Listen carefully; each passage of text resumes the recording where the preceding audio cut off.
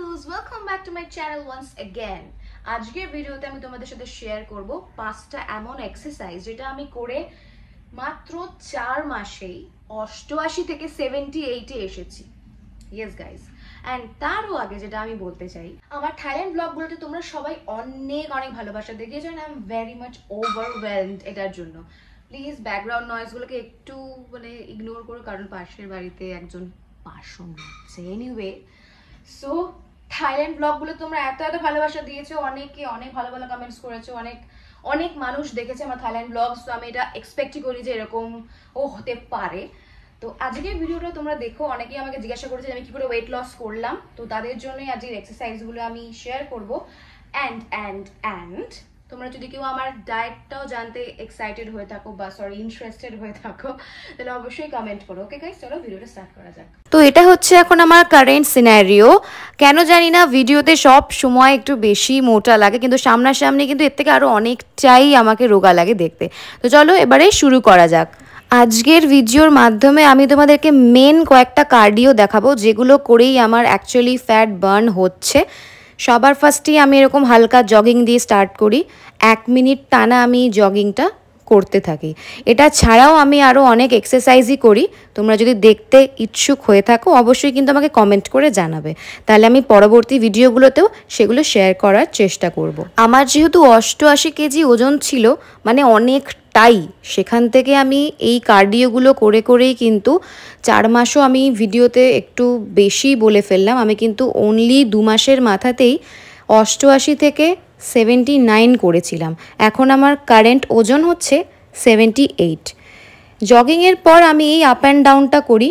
50টা করে করার চেষ্টা করবে। 50টা করে যদি প্রথমে করতে না পারো, যতগুলো করে পারবে করবে, তবে ধীরে ধীরে বাড়ানোর চেষ্টা করবে। এই আপ অ্যান্ড ডাউনটা করার ফলে লোয়ার বেলি ফ্যাটে কিন্তু স্ট্রেচ আসে, মানে টান পড়ে, যার ফলে বেলি ফ্যাটটা কমতে একটু সাহায্য হয়।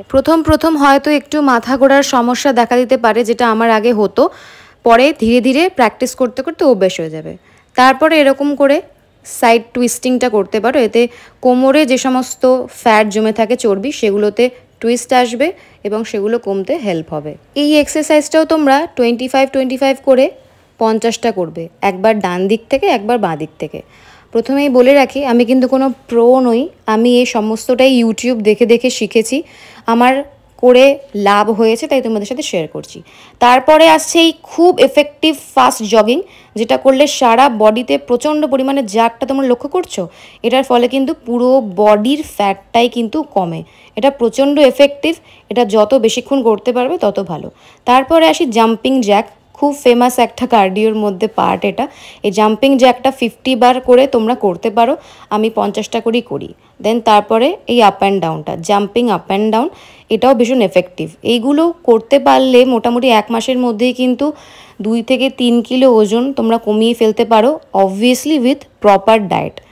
ওয়ার্কআউট করতে করতে কিন্তু এক্সেসিভ জল কখনোই খাবে না। খুব জল তেষ্টা পেয়ে গেলে 1 ঢোক কি 2 ঢোক খাবে। বেশি জল খেয়ে ফেললে কিন্তু গা গুলিয়ে উঠতে পারে। তারপরে আসি এই স্ট্রেচিংটাতে। এই স্ট্রেচিংটা করলে থাই মাসেলসে খুব ভালো টান পড়ে এবং খুব টোন্ড একটা লেগ আসে। লেগের জন্য আলাদা অন্য অনেক রকমের এক্সারসাইজ হয়, সেগুলো পরবর্তী ভিডিওতে আমি দেখাতে পারি যদি তোমরা দেখতে চাও। আমি অ্যাকচুয়ালি মেশিনে ব্যায়াম খুবই কম করি। আমি মেন ফোকাসটাই কার্ডিওতে রাখি, তার কারণ আমার মেন মোটিভ হলো পুরো বডি থেকে আগে ফ্যাট ঝরানো, তারপরে সেটাকে শেপ দেওয়া।